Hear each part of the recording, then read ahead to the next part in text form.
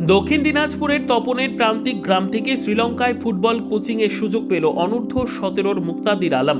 বালুরঘাট লোকসভা কেন্দ্রের সাংসদ তথা কেন্দ্রীয় প্রতিমন্ত্রী সুকান্ত মজুমদার তার লোকসভা কেন্দ্রে খেলাধুলো বিকশিত করতে বেশ কিছুদিন আগে একটি ফুটবল টুর্নামেন্ট করেছিলেন। যে ফুটবল টুর্নামেন্ট থেকে মুম্বাই থেকে আগত এক কোচ 9 জন ফুটবলারকে নির্বাচন করেছিলেন, যারা বিদেশে কোচিং নিতে যাবে ভারত থেকে।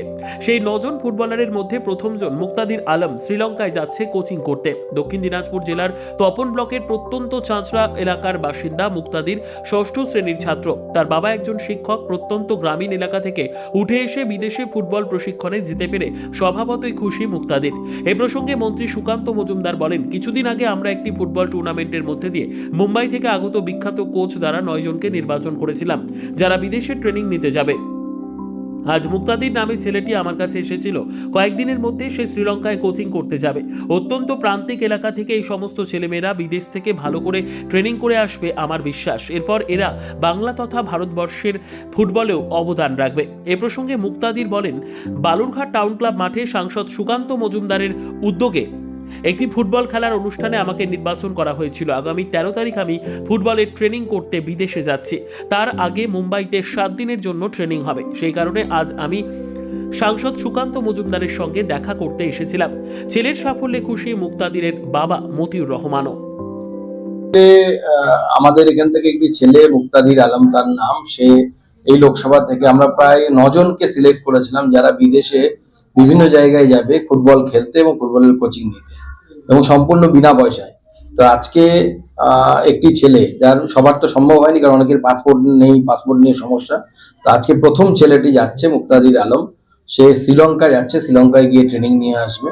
এবং এরকম একটি প্রান্তিক জেলার গরিব ঘরের ছেলে মেয়েরা এইভাবে আগামী দিনে এই জেলাকে রিপ্রেজেন্ট করবে, এবং আমার বিশ্বাস এরা বাংলা এবং তার সাথে সাথে ভারতবর্ষের ফুটবলেরও অবদান রাখবে।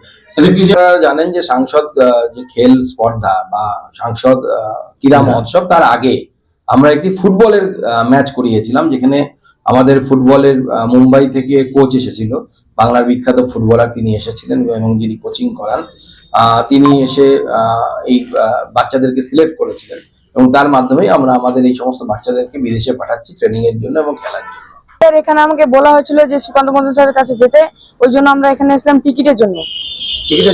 হ্যাঁ। কোথায় যাচ্ছে, কি জন্য? স্যার, আমি ফুটবল প্র্যাকটিস করতাম এবং আমাকে এখানে পার্টিসিপেট হয়েছিলাম, সিলেকশন হয়েছিলাম। বলে সিলেকশন হওয়ার পর আমি যাচ্ছি এই মাসে 13 তারিখ হচ্ছে শ্রীলঙ্কা।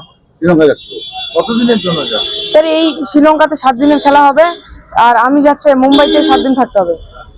মানে মুম্বাইতে ট্রেনিং নিতে যাবো শ্রীলঙ্কা যাওয়ার কথা? হ্যাঁ। কেমন লাগছে? আমার অনেক ভালো লাগছে স্যার, এই জায়গায় সিলেকশন হওয়ার জন্য। তোমার বাড়ি কোথায়? স্যার, আমার বাড়ি চাচড়া, তপন, দক্ষিণ দিনাজপুর। ওই যে গ্রামের ছেলের সাফল্যতে আমি খুব খুশি। আমি আরেকটু আগে বলি যে আমার যে ছেলে, মানে একদম 4-5 বছর থেকে আর একটাই স্বপ্ন যে আমি একজন ফুটবলার হব, কিন্তু আমরা সুযোগ পাচ্ছিলাম না সেরকম। কিন্তু হঠাৎ করে 2023-এর দিকে মোবাইলে মানে সোশ্যাল মিডিয়ায় দেখি যে গঙ্গারামপুরে একটা কোচিং ক্যাম্প করছে। তো ওইখানে আমি ফোন করে আমার ফর্ম ফিল আপ হয়, ওখানে আমি ভর্তি করাই দিই। তারপর ওখান থেকে সুবীর বল নামে বর্ধমান থেকে এক ভদ্রলোক এসেছিল, সেখানে আমি ভর্তি করাই দিই। উনিও খুব খুশি। আর ছেলেকে আমার তখনও জিজ্ঞাসা করছিল ছেলে কোথাও প্র্যাকটিস করে নাকি। আমি বললাম যে না, প্র্যাকটিস করে না।